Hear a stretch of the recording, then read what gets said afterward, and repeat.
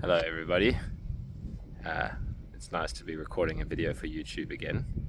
I was pretty busy with my group course over the last month, which was beautiful and powerful and transformative, but it was taking up most of my time and energy. It was a big commitment. So yeah, it's nice to have some more energy and mental space for just recording videos that come to mind again. And what I wanted to talk about today then is something that I've seen in myself throughout my own healing and awakening journey, which is such a big part of this journey. I would call it the biggest, one of the biggest, there's many different ones that we can refer to, but the biggest trap that the mind can get stuck in on how to heal and how to awaken and go on your own journey. And that is the trap where we believe it has to be the same as somebody else's journey. So this generally happens when we find somebody that a recovery story, somebody talking online about aspects of this journey the way that I do. It's very natural the way the mind works, where it believes that it needs to emulate that, right? The mind wants to work in recipes and formulas, right? So you see someone that's learned how to bake a cake, and then you want the recipe. How do I bake the cake the same way that you did? But this is why this whole journey is about letting go from the way we're used to using the mind, because it doesn't apply here in the same way at all. In fact, what I'm really pointing people to, and again, I'm always speaking from my own direct experience of what I had to point myself back to, was my own journey, right? And the same for other people, your own path, your own approach to healing. And this is what was coming up a lot in the course where I was working with people, and it was beautiful to see over the month of working together, where in the end, people were really starting to trust their own approaches, right? I was holding spaces for guided meditations and talks, but what I was really always trying to point to was whatever lands and resonates in you, let that kind of have its effect on you, but don't force anything that's not working, right? And I started to see it when people would ask questions, the answer, their own answer, would generally be hidden in the question, and then I would just point them back to it, right?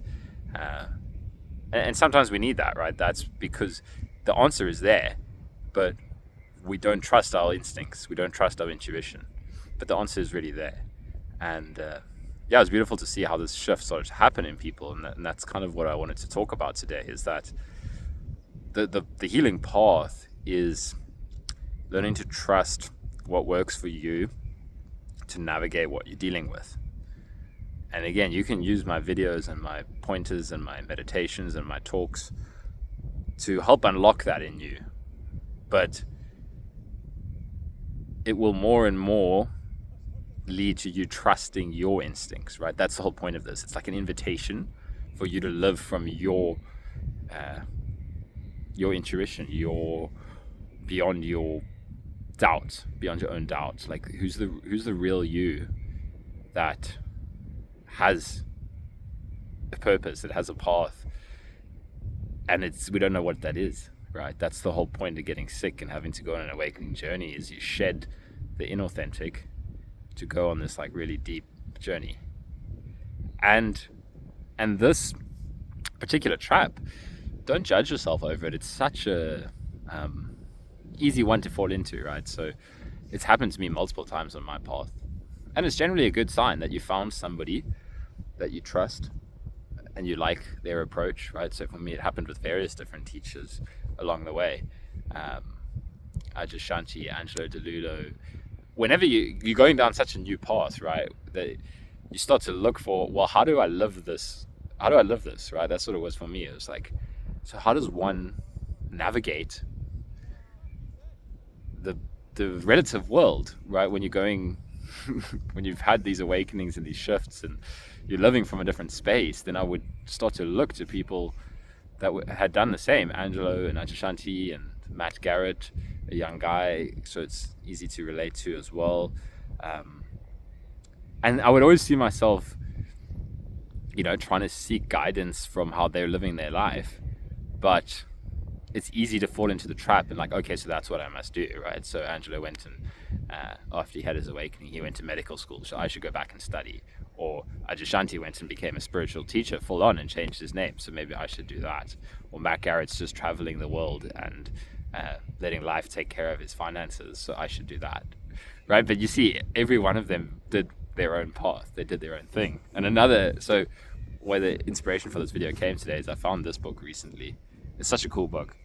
It's basically about this millionaire CEO from Cape Town who, he had it all, money and women and all of that. And then, long story short, something was really tearing him apart inside. Inauthenticity, right? Feeling like he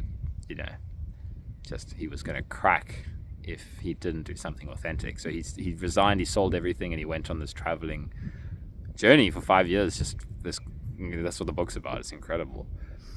And again, there was a nugget of wisdom there for me. It felt like a call to go traveling again, which is what I'm planning. I'm going to go traveling again over the next few weeks, probably.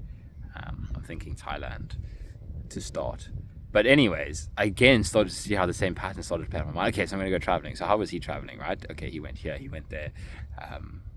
And, he was staying in hostels. And again, it was like there's an invitation there, but don't, it's the opposite of don't throw out the baby with the bathwater. I don't know if there's a saying, but don't, keep the take the baby, but leave the bathwater. Basically, take the nugget of wisdom, but don't take the idea that you need to follow the same path as that person. So, the same for if you find my videos inspiring, or anybody's, right? Raylan Eagle, if you're looking at the healing space, anybody in the healing space, anybody in the awakening space, use it all as an invitation into yourself.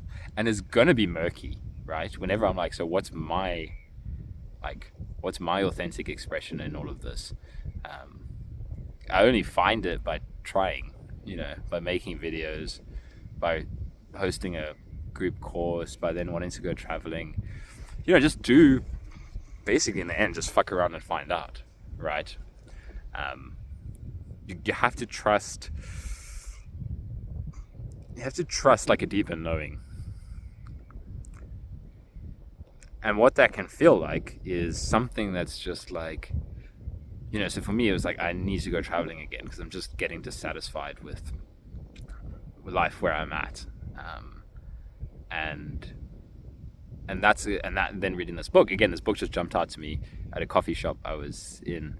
And then I was like, oh, let's take this book. And then there was this whole thing on this incredible soul traveling journey. And I was like, already wanting to go traveling.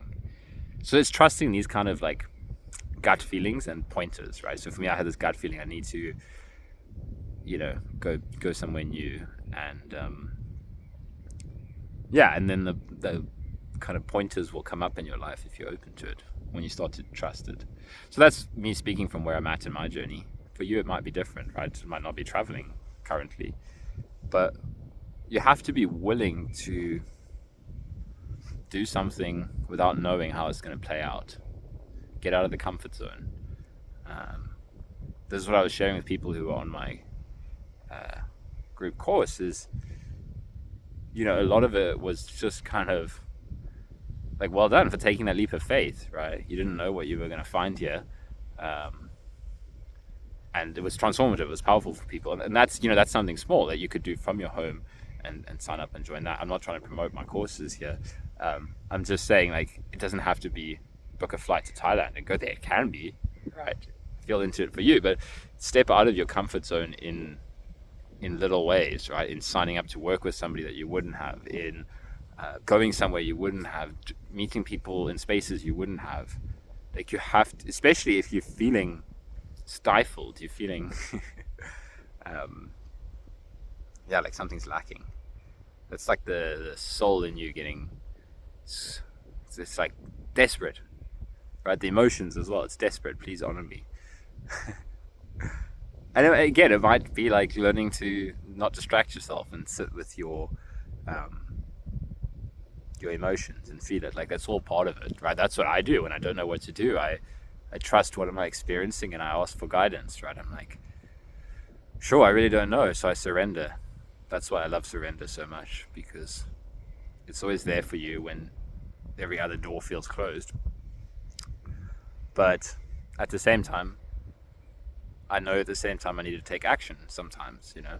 Nothing happens without inspired action, right? Like, I would never have had people to share this with if at some point there wasn't that push to start posting on YouTube and start doing one-on-ones and, you know, all these different things. So it's that mix, right? When you don't know what to do, then surrender, but remain open to something new, something that you want to do that's exciting, right? That's actually the best guide, is excitement. What would excite you, but you're afraid of it? That's it. You start wherever you're at, right? When I was really sick and I wasn't like considering traveling or anything like this, right? I could barely socialize and exercise. Like, I couldn't exercise. What was exciting was I wanted in some way to get back into the water, right? I love the water. I'm like half fish, just to show you now that we're talking about water. I'm gonna go and swim in that now. So that was for me. I was like, I need to get back into the water, and I didn't feel capable of it. Like, go down to the beach and get in the water, that's too much. But it excited me. I was like, wow, that would be exciting if I could start to swim again. So it started there, right? I got encouragement from a call her like a health coach, Tracy Prowse. I've interviewed her on the channel before, and again, I just needed that encouragement to do something that I wanted to. I was like, do you think it's safe for me to go for a swim? Like, I was so afraid of making my condition worse or making my symptoms worse. I was like, do you think it's safe for me? And she said, yes, let's start with that. And it was so exciting. And it played a huge role in my recovery, right? Then whenever I was feeling really bad, I would go immerse myself in cold water, and that would rejuvenate me. And water is the thing for me, right? If you're interested in astrology, it's like funny, my main sign is Pisces, which is the most water sign that there is. So I only found it out way later, but it was like, yep, I can agree with that. So you know, it doesn't have to be water for you, but what excites you? Maybe it's a walk in the forest. Maybe it's going to a coffee shop with a friend. Maybe it's music. Maybe it's art. Maybe it's dogs. Find it, and then try something that you think that you can't do.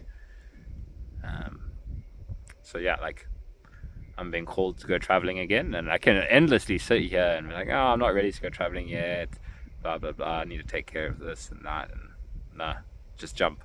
The name of this book is called Jump. So yeah, anyways, I think that's enough for now. Take a leap. And there's a saying, I think I heard Matt Garrett share it first: take a leap and the ground appears. I think I've shared that before, but I'll take it a step further. Take a leap and the ground never needs to appear. You see that the idea of needing a safe space to land, yeah, I mean, sure, you can have your safe space when you want it, but take a leap and just don't land. Yeah. Alrighty. Good luck.